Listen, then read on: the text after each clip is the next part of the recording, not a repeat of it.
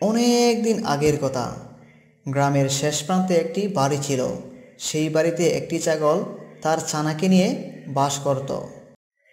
সকাল হয়ে গেল, চলো আমরা নদীর ধারে গিয়ে ঘাস খাই। মা, আজকে আমরা বেশি করে খাবার খেয়ে নিব, যাতে আমাদের রাত্রে আর খিদে না লাগে। ঠিক আছে, এখন তাহলে চলো যাই। তখন তারা নদীর ধারে চলতে লাগলো। তারা অনেক সুন্দর এবং নরম ঘাস দেখতে পায়। মা, এই দেখো কত সুন্দর নরম ঘাস।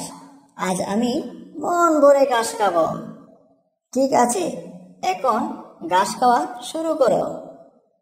কিছুক্ষণ ঘাস খাওয়ার পরে ছাগলের ছানাটি জঙ্গলের দিকে চলে যায় এবং সে তার পথ ভুলে যায়। আরে, আমার ছানা কোথায় গেল? আমার সর্বনাশ হয়ে গেল। যদি জঙ্গলে চলে যায় তাহলে তো পাজি শিয়াল ওকে খেয়ে ফেলবে। যাই, জঙ্গলের দিকে গিয়ে দেখি সে কোথায় আছে।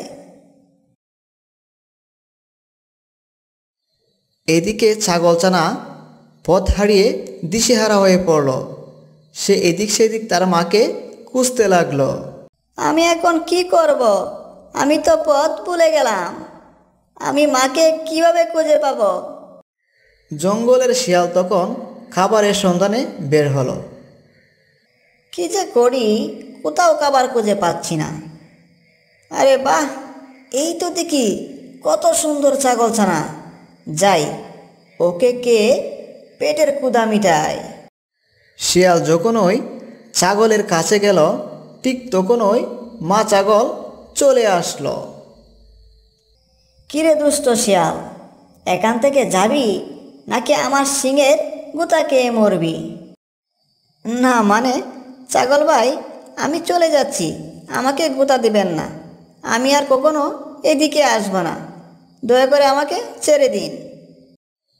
এই বলে শিয়াল জঙ্গলের দিকে চলে যায় আর ছাগল তার ছানাকে কিছু উপদেশ দিতে লাগলো।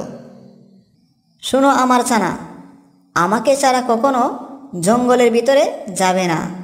নদীতে পানি পান করতে যাবে না, কারণ নদীতে কুমির থাকে, আর কুমির তোমাকে যে কোনো মুহূর্তে আক্রমণ করতে পারে। ঠিক আছে মা, আমি আর কখনো এমন কাজ করব না।